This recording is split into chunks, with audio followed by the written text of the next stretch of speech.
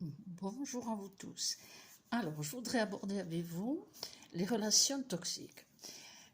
Évidemment, je vous rappelle que ce dont je vous parle, c'est ma vision, hein. Vous aurez plein d'autres explications, compréhensions autour des ateliers ou conférences ou vidéos ou livres qui vous conviendront peut-être mieux. Moi, je vous donne simplement ma compréhension des quelques années traversées à servir la lumière et essayer de comprendre un petit peu notre nature humaine qui est si complexe. Eh bien, les relations toxiques, avant toute chose, les questions que je me suis posées en constatant évidemment cette incidence des relations toxiques dans le chemin de vie, et dans le mien, bien sûr, eh bien, je me suis posé la question, non pas ce qu'ils sont, parce que ce qu'ils sont dans leur nature, eh bien, ça leur appartient, et puis on n'est pas là pour les changer. Par contre, ce qui me semblait intéressant, c'est pourquoi ça a une incidence comme ça en nous, en soi. Alors, d'abord, on va un petit peu parler qu'il y a un petit spectre différent dans chaque plan. Vous avez des relations toxiques familiales, sociales, professionnelles, émotionnelles, affectueuses, affectives, enfin bref, il y a tout un panel. Là, vous trouverez tout un tas d'explications, de compréhension, comme je vous le disais tout à l'heure, un peu dans toutes les divers livres ou divers outils qui sont maintenant à notre portée. Pour moi, la relation toxique, la question que je me pose, c'est donc l'impact. L'impact émotionnel et aussi l'impact énergétique et l'impact spirituel. Parce que dans les relations toxiques, il ne faut pas oublier, et j'espère ne pas oublier d'en parler, les relations toxiques spirituelles. Alors, ça fait des vastes sujets, ça. On va l'aborder peut-être en plusieurs fois, j'en sais rien. Ça vient au fur et à mesure que je vous parle. Donc, les relations toxiques, dans le sens où, pourquoi ça a un impact en moi? Donc, ce qui signifie, la réflexion que je me suis faite, ce qui signifie qu'ils ont, la personne ou la situation a un pouvoir sur moi. Et là, ça me renvoyait toujours à force centripète et centrifuge. Ceux qui ont fait le premier atelier le comprennent particulièrement et ont reçu les petits outils pour ne pas se laisser embarquer. Ne les oubliez pas. Donc la relation toxique, elle a un impact parce que j'ai une porte ouverte. Alors, si j'ai une porte ouverte pour que cela s'imprègne en moi et que j'en ressente les effets, la question est quelle est cette porte? Alors, bien sûr, il y a une notion de dominant-dominé. Ça, c'est simple à comprendre. Mais pourquoi cela a un impact aussi profond? C'est parce que c'est mes affections qui me posent un problème. Alors, bien sûr, on peut dire, oui, on peut se détacher. Pas toujours facile de se détacher.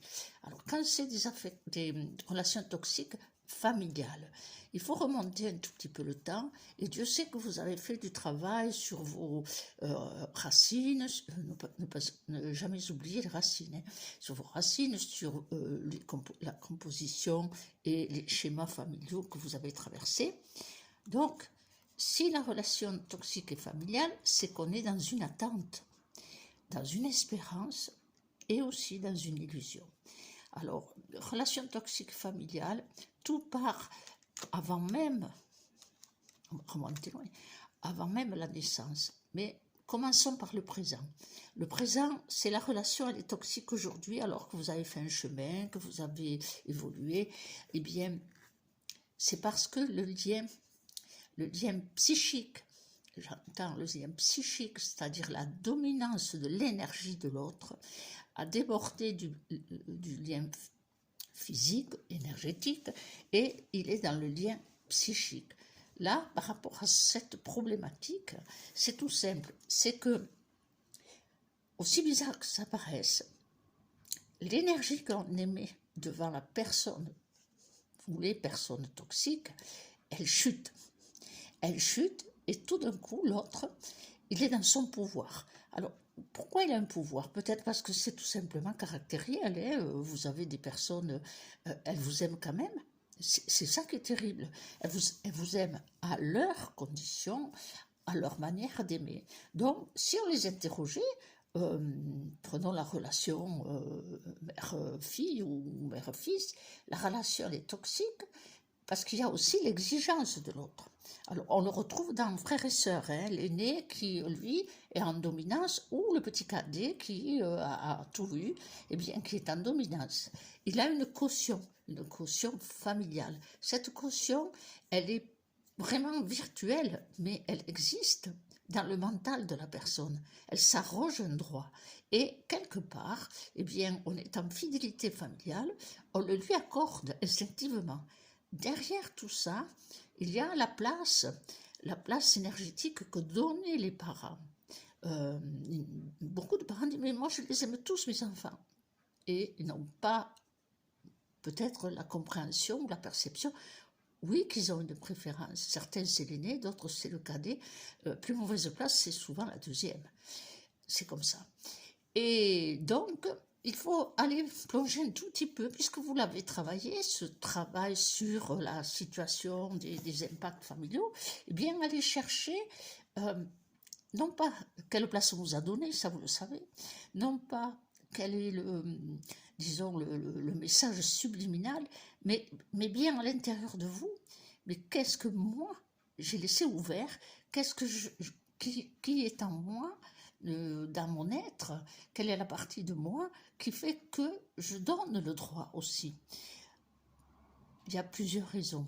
Parfois, c'est la difficulté dans le cœur d'avoir à combattre, parce que c'est un combat, d'avoir à combattre et de rester dans, disons, dans une faiblesse de cœur qui pompe complètement la force. Ce qui explique que quand on est en face de la relation toxique, notre énergie chute. Pourquoi? Parce que d'un côté, il y a le dominant, et de l'autre, c'est plus le dominé. C'est un peu une faiblesse d'amour.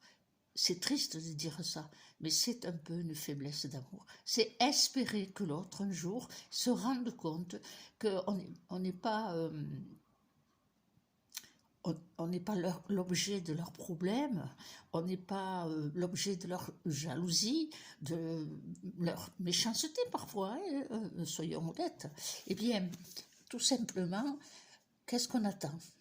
Qu'est-ce qu'on attend du fait qu'on se laisse complètement déborder par l'énergie de l'autre, puisque c'est simple à comprendre, vous vous retrouvez dans une situation familiale, hein, et vous repartez, vous êtes comme pompé, plus d'énergie, malheureux, triste, ou vexé, en colère, enfin bref, tout un panel d'émotions qui fait que, eh bien, finalement, même si vous ne le voulez pas, vous êtes pris dans le faisceau de cette relation toxique. Et parfois, pour certaines personnes, c'est harcelant dans la tête, ils y reviennent, j'aurais dû dire ci, j'aurais dû dire là. Eh bien, le problème, il n'est pas... de combattre souvent, parce que c'est fatigant le combat, parce qu'on n'en a pas envie. Pourquoi? Parce que c'est plus simple quand c'est des étrangers, on tire un trait. Mais là, on ne peut pas, on n'y arrive pas. Alors il faut tirer des traits, couper des liens, et la méthode la plus simple, c'est un petit peu d'aller explorer d'abord en soi quelle est mon attente. Alors, parfois, c'est une attente émotionnelle que l'autre se rende compte, ou qui dise un mot gentil, comme un chien qui attend la friandise, l'os. C'est triste de dire ça, mais c'est notre nature animale qui fonctionne là. Pourquoi? Parce que depuis la préhistoire, il y avait les forts, et disons les faibles, hein, c'est triste de dire les moins forts, voilà, les moins forts. Eh bien, c'est très difficile, mais on y arrive. Et je vais vous donner un exemple. On avait fait, justement, c'est l'atelier de vieilles mémoires. On avait fait ça, et il y a une dame qui l'a fait vraiment en conscience. Bon, elle avait déjà beaucoup travaillé sur elle. Et ça l'a touchée beaucoup, parce que cette dame avait perdu son fils. Elle avait eu de sa mère dont elle s'occupait parce que son père était décédé. Pas un mot, pas un mot de réconfort, pas un mot pour participer à sa douleur devant la perte d'un enfant. C'est horrible, hein. Et elle était marquée par ça, elle était dans cette souffrance terrible, enfermée, dont la relation était toxique. Elle continue à s'en occuper parce que tout simplement, par devoir, hein, puis de toute manière, il restait qu'elle. Et pour éviter aussi à ses enfants, ce qui lui restait, à son enfant, de vivre dans une ambiance pas très saine. Donc, elle se sacrifiait beaucoup, soyons honnêtes. Et en faisant cet atelier des mémoires, elle a pris conscience, qu'il fallait que ces mémoires nous lâchent, puisque c'est le but, mais qu'en même temps, il fallait qu'elle affronte à l'intérieur d'elle ses propres attentes et ou tout simplement l'autre facette de nous, qu'elle prenne en compte aussi un côté rancunier qui, à chaque rencontre qui restait et qui finalement retournait les énergies contre elle parce que sa mère, qui était très forte de caractère, même si elle avait lancé un scud sur sa fille, et vous comprenez très bien ce que ça veut dire, eh bien elle allait bien, elle allait très bien, parce que c'est ça qu'il faut regarder. On les nourrit finalement. Plus on est mal, aussi bizarre que ça paraisse, plus l'autre va mieux, va bien. Il se nourrit. Alors, énergétiquement, c'est facile à comprendre. En fait, ils sont des attaquants, ils sont des contrariés, ils ne regardent que leur cercle, et quelque part, souvent, tout leur réussit parce qu'ils dynamisent une telle énergie que les autres, ils plient devant. Eh bien, finalement, ça les renforce, ça les nourrit, et continuent à rester dans leur cercle et à exiger des autres ce qu'eux sont incapables de donner. Alors, elle a fait cet atelier, et puis le lendemain, elle a téléphoné pour dire, voilà, au retour de l'atelier, je suis passée chez ma mère, donc qui habite en bas d'une côte, et moi j'habite en haut, et elle me dit, aujourd'hui j'ai vu une dame qui s'occupe des personnes âgées de la mairie, qui est venue me demander ce que j'avais besoin. À sa stupéfaction, elle lui a dit, alors je lui ai dit, mais j'ai besoin de rien, j'ai une fille formidable qui s'occupe de moi. Première fois de sa vie qu'elle a entendu un compliment. Elle a pas relevé, mais elle est repartie libérée, c'est ce qu'elle nous a dit. Je suis repartie libérée. Et cette espèce de chaîne invisible qui s'est créée autour de cette relation toxique, pour elle énormément toxique, parce que c'est une personne très gentille, il s'est déclenché des événements extraordinaires, mais vraiment extraordinaires. On aurait dit une boule de neige de libération qui a fait que tout d'un coup, autour d'elle, les personnes, ses enfants, la famille, s'est mis à s'occuper de son bien-être, de lui proposer des choses que jamais il avait proposées pour vivre avec elle des moments un petit peu agréables et magiques. Ça s'est fait naturellement. Donc, il y a un lien toxique qui s'est défait en elle. Sa mère n'a pas changé. Elle est toujours capable, parce qu'elle est décédée là, elle est toujours capable de lancer des scuds. Mais ça ne touche plus. Alors je me suis dit, au fil des exemples comme ça, je me suis dit, en fait, on représente une cible. On l'a pas voulu. Les raisons sont multiples. C'est familial. On représente une cible. Pourquoi? Eh bien, parce que c'est ma compréhension, parce que je me suis dit, le point central de la cible, c'est le cœur. C'est-à-dire que c'est notre cœur qu'ils visent. Pourquoi? Parce qu'ils sont incapables d'avoir la même vibration. Je me suis dit, mais c'est ça le problème. Et c'est triste pour eux. Alors, on peut se déconnecter de tous ces cercles qui signifient le viseur, que quand on arrive devant la personne, on est la cible. Eh bien, on peut se déconnecter en gardant son cœur intact, parce qu'on les aime, c'est notre famille. Si on les déteste, si on les hait, c'est qu'ils ont envahi notre espace complètement. et qu'ils deviennent obsessionnels dans notre violence, que nous avons tous, hein, réactionnelle, notre violence réactionnelle qui fait partie des... tout simplement de notre cerveau primitif. Dans la préhistoire, je suppose que les mêmes mécanismes existaient pour des raisons différentes, hein, mais là, ils prenaient la massue et boum, ils tapaient sur la tête de ceux disons, ceux qu'ils prenaient pour cible ou le contraire. On n'en est pas là, mais il faut prendre conscience que nous avons cette notion instinctive de relation de combat. Et on ne le veut pas. Si on est pris dans une relation toxique, c'est qu'on lui donne un pouvoir, un droit sur nous. Et c'est ça qu'il faut travailler. D'une manière simple, comme là où il nous avait fait cette grâce de recevoir un atelier aussi ludique, mais aussi un petit travail sur soi, de se poser la question. Et chaque fois qu'on revoit la personne qui est toxique, prendre du recul, la loi d'équilibre, là, ce que je vous ai expliqué jusque-là avec tous les ateliers. Prenez la respiration, vous rentrez à l'intérieur de vous, et puis vous observez, non pas ce que la personne a dit, a fait, ce que ça a enclenché, mais quel est votre sentiment intérieur? C'est de la souffrance. Versez-vous, octroyez-vous un carré de chocolat. Aussi, s'il le faut, si vous avez de la colère, eh bien, prenez une feuille de papier qui fait beaucoup de bruit et passez votre colère dessus. C'est énergétique, vous allez vous débarrasser des impacts. C'est comme si votre cible, vous, dans vos corps d'énergie, les cercles, eh bien, ils avaient été touchés par des flèches. Donc, il y a des impacts. Et votre corps éthérique, lui, emporte les stigmates et les marques, et ça tourne autour de vous, dans la tête, ça tourne.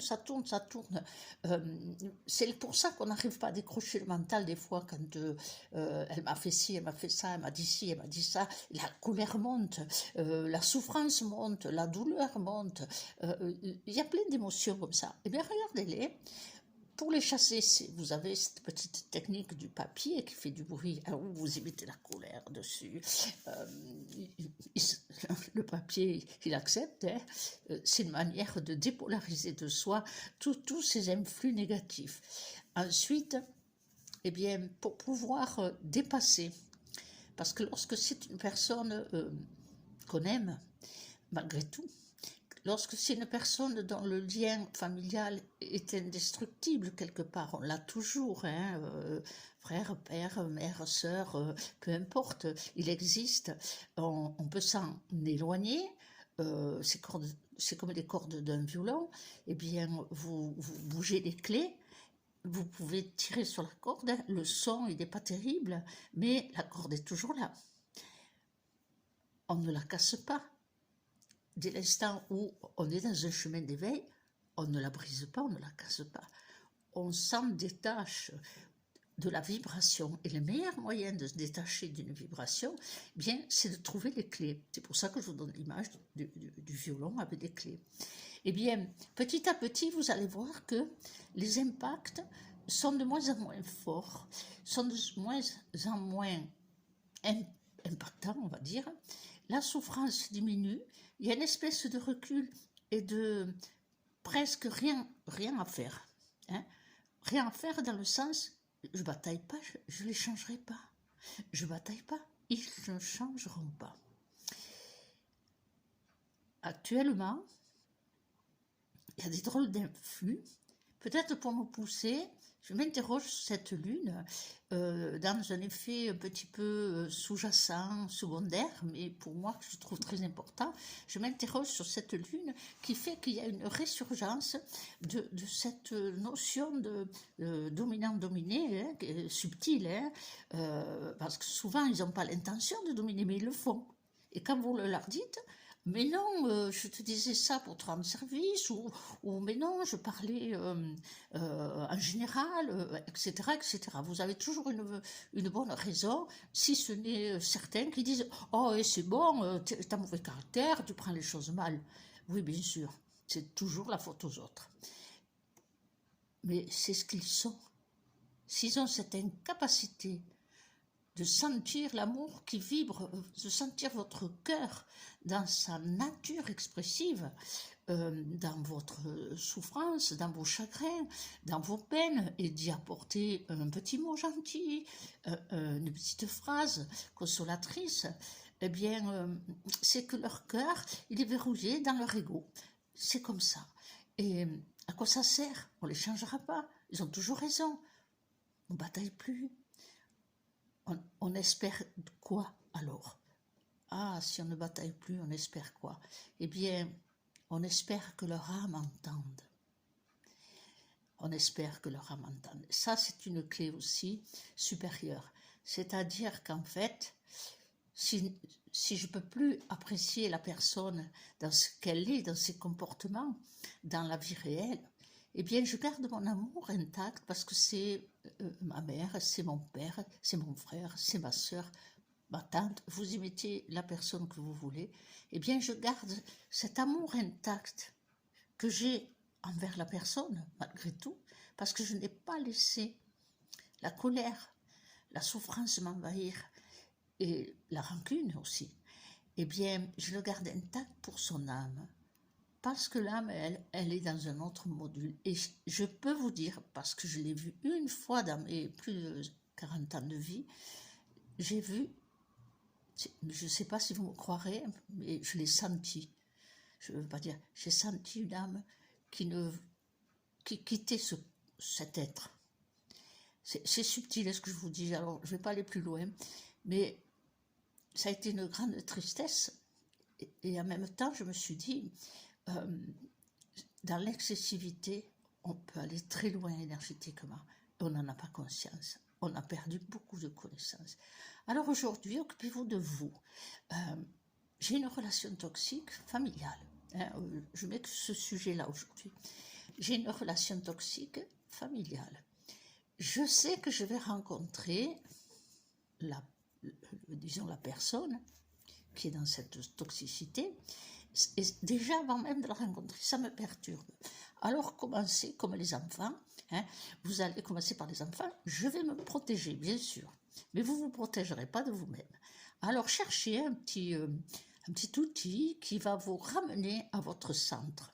Dans l'atelier la force centripète et centrifuge, on avait parlé justement d'outils. Eh bien, ça peut être une pierre, ça peut être un bijou, c'est vous qui décidez. C'est vous qui mettez l'intention. Ça peut être n'importe quel objet que vous décidez, dans lequel vous vous sentez en syntonie. Et ça peut être une pierre que vous aimez beaucoup. Ça peut être n'importe quoi. Vous avez décidé, par exemple, vous avez décidé que, je ne sais pas moi, un bracelet, ce jour-là, il sert à ça, eh bien, vous le bougez, vous le touchez pendant tout le temps pour vous connecter à vous-même. Parce que dans le principe de la force centripète et centrifuge, il y a une décorporation énergétique. C'est-à-dire que l'autre vous aspire, même s'il ne veut pas. Sa force de dominance, sa force d'expression, sa force de caractérielle souvent, eh bien, il vous attire comme un aimant attire la limaille. Et ça, c'est construit depuis petit. C'est construit. Alors, souvent, on a dit, oui, mais c'est frustrant de rien dire. Ben, oui, c'est frustrant, mais si vous considérez qu'en face ne parle pas votre langue, pourquoi vous épuisez à expliquer, à justifier? Non, vous ne justifiez pas, laissez parler. Laissez parler. Et là, vous allez vous rendre compte un petit peu comme la roue du pain, à quel point ça va, parfois il se révèle tout seul, comme s'ils étaient en face d'un miroir dans lequel ils expliquent, ils argumentent, ils imposent, et puis ils cassent. Bien souvent c'est ça.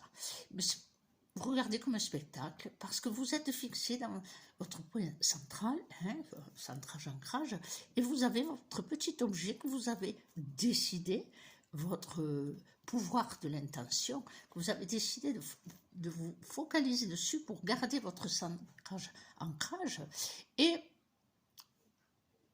dès l'instant où il n'y a pas à donner de réponse à la personne, eh bien, vous allez rester dans votre propre cercle le plus possible et pas vous laisser emporter.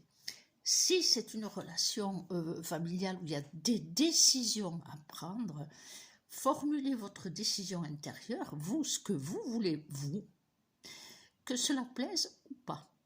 Alors, évidemment, peut-être il y aura rapport de force si vous n'êtes pas dans les mêmes idées. Eh bien, à partir de là, vous regardez la personne d'une manière ou d'une autre, c'est ainsi. Voilà ma décision, qu'elle soit raisonnable, bien sûr, et qu'elle soit raisonnée. C'est-à-dire que vous ne voulez pas imposer quelque chose. Il y a une discussion possible ou pas. Souvent, c'est l'autre qui ne veut pas de discussion, il veut imposer sa vision. Maintenant, rien ne vous empêche gentiment de dire « non, je ne suis pas d'accord ». Moi, je vois les choses comme cela. Alors, l'argumentaire, il va se mettre en route avec plein d'énergie, plein de forcing, et vous regardez ailleurs. Voilà, vous regardez à droite, vous regardez à gauche, vous laissez parler, vous changez de sujet si ça ne vous plaît pas, ça va énerver l'autre, et alors, quelle importance? Ne vous battez pas, ne montez pas la pression, ils vous auront eu. Dès l'instant que vous montez la pression, vous allez être pris dans le faisceau.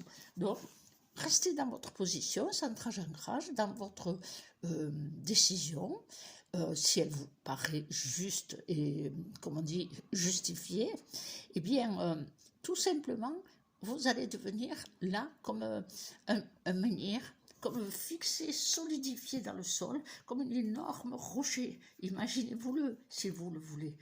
Et l'énergie de l'autre ne peut pas le bouger. Ça, c'est une autre technique de se mettre en position de la vibration d'un caillou, d'une masse, d'une pierre. Et vous êtes inébranlable. On est trop faible, une seule personne, voire 10 personnes, ne peut pas soulever un menhir comme ça. Donc, visualisez un énorme rocher, un énorme bloc de minéral, et vos énergies vont se stabiliser complètement. C'est des petites techniques, mais petit à petit, je vous jure que ça marche. Quelle est la manière d'échapper à une relation toxique? C'est bien de trouver en soi les raisons, ses faiblesses surtout. Même si c'est une faiblesse de cœur, c'est une faiblesse.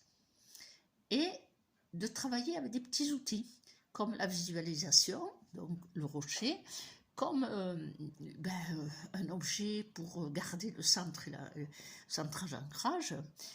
Et à partir de là, vos énergies vont baisser, descendre, descendre, descendre. Et il va rentrer en vous avec les pratiques que vous aurez commencé en suivant les petites vidéos d'avant. Vous allez vous rendre compte que tout d'un coup, votre énergie baisse, elle descend, elle descend. Et là, vous aurez la capacité de vous sentir en paix et à regarder l'agitation de l'autre. Comme on regarde, comment dire, une coccinelle sur le dos qui s'agite, qui agite ses petites pattes. Pourquoi je dis coccinelle? Parce que c'est familial. Malgré tout, il y a de l'amour, qu'on le veuille ou pas. Si on a choisi cette famille, et s'ils ont choisi, eh bien c'est qu'il y a un lien quand même familial, un lien au niveau de l'âme. Donc, gardez ce petit lien précieux, non pas pour vous, mais pour plus tard, le jour où personne ne part. Eh bien, ce petit capital d'amour que vous aurez gardé toujours, il sert. Je vous promets que c'est vrai, je l'ai vécu par rapport au départ de ma propre mère, qui pour moi était toxique, c'est comme ça, et pour ma sœur aussi, eh bien, terriblement toxique, tout simplement parce que trop d'amour pour l'une, pas assez pour l'autre, c'est comme ça. Eh bien, ce capital-là m'a permis d'avoir une visualisation de son chemin et son départ, et de pouvoir, lors d'un rêve voyage, la voir monter la colline spirituelle. C'est un peu, je vous le fais raccourci parce que les images elles étaient vraiment très fortes et beaucoup plus que cela. Mais c'est pour vous dire que le capital que vous avez, eh bien, il reste pour l'âme. comme un petit trésor dans un écrin. Et n'ouvrez pas la porte de l'écrin devant la personne tant qu'elle est vivante. Vous savez pourquoi? Elle ne pourra pas s'empêcher de donner un coup de marteau dessus. C'est triste, mais c'est une réalité. Alors, vous allez marcher, vous redresser un petit peu plus léger, un peu mieux à chaque fois que vous repartirez d'une relation toxique. Au bout d'un moment, dans les conflits familiaux, s'ils sentent que, à cette position de décisionnaire, par exemple, il n'y a pas prise, ça leur appartient. S'ils veulent la guerre, si c'est des histoires d'héritage par exemple, s'ils veulent la guerre, mettez un homme de loi, mettez un intermédiaire. Ne vous laissez pas envahir. Posez votre argumentation, votre décision et, ma foi, mettez un tiers. Parce que parfois, on en est là. Hein. Maintenant, s'il faut 2 signatures et qu'il y en a un qui ne veut pas, eh bien, les complications, elles sont pour les deux. Il y a des moyens légaux, puisque là je pense à des cas, hein, il y a des moyens légaux, je pense au cas où justement la personne ne pouvait pas obtenir de réponse, c'était sans fin, et bien en temps dans les hommes de loi, il s'est passé qu'il y a eu la scission qui a permis que chacun paye sa part, et l'un a payé, la personne dont nous avions travaillé ensemble, et l'autre ne voulait pas payer, mais la loi c'est la loi, et les huissiers ça sert à ça, et c'était pas marrant, ça coûtait de l'argent, mais le jour où elle a décidé que c'est fini, elle ne subirait plus la loi de sa parentèle, eh bien ça n'a pas été difficile, elle s'est sentie libérée, et c'est arrivé au stade où tout simplement l'intermédiaire a mis en route les situations légales et il n'y a plus eu de choix. Bon, là, c'est des cas extrêmes. Dans le relationnel simple, disons, on se voit, eh bien, dès l'instant où vous trouvez que c'est toxique, vous avez le droit aussi de ne pas avoir envie de voir la personne. S'il n'y a rien qui vous lie, il n'y a plus rien qui vous lie. Combien de fois, j'ai dit, une fois que vos parents sont partis, qu'est-ce qui vous lie? Une illusion. Mais vous n'aurez plus de nouvelles de la personne. Effectivement, ce qui s'est passé, si elle n'a pas un intérêt, c'est quoi son intérêt? On fait un repas ensemble. Et le premier repas que vous faites, si vous êtes dans l'espérance que ça soit super repas familial, et que la personne vous envoie des scuds, hein, on va dire ça comme ça, et bien tout simplement, voilà, c'est le dernier repas. Hein, et rien ne vous empêche d'attendre et puis de le dire. Non, je refuse ton invitation parce que tu ne peux pas t'empêcher de m'envoyer des vacheries. Ah, mais je le dis pour toi. Ah non, mais ça ne m'intéresse pas la conversation. Ciao, bonsoir. Il faut de la force pour le faire. Il faut de la force. Ça m'est arrivé. Circonstances difficiles où je me suis retrouvée toute seule à l'enterrement. Ma mère 13 mois après mon père, et l'enterrement de mon père, traditionnellement, on fait une petite réunion familiale. Et je me suis retrouvée toute seule. Tout était prêt, café, thé, etc. Toute seule. Ils m'ont oubliée. En fait, ce que je ne savais pas, c'est qu'ils attendaient que ça soit marqué chez eux. Quand on ne vous dit rien, moi non plus, je n'ai rien dit. Je n'ai pas dit venez, c'était traditionnel. Et ben, c'est simple, ce jour-là, j'ai dit, jugez-moi là-haut, mettez-moi un coup de pied si je me trompe, c'est fini. Je ne rentrerai plus en contact. Et j'ai tenu parole, et tout s'est bien passé, et ma vie a été libérée d'un poids. Le poids de cette lourdeur familiale à laquelle on oblige, à l'époque c'est comme ça, il fallait aller dire bonjour, etc., même si vous en preniez une à chaque fois. Donc, si vous avez des questions par rapport, parce que je ne peux pas tout aborder là, dans les toxicités familiales, si vous avez des questions par rapport à des situations personnelles, essayez de le formuler d'une manière générale et j'y répondrai. Donc aujourd'hui, voilà, c'est une petite vidéo, les relations toxiques dans la sphère familiale. À tout bientôt, parce qu'il y en a un peu partout des relations toxiques. Il faut apprendre, c'est tout. Allez, à tout bientôt.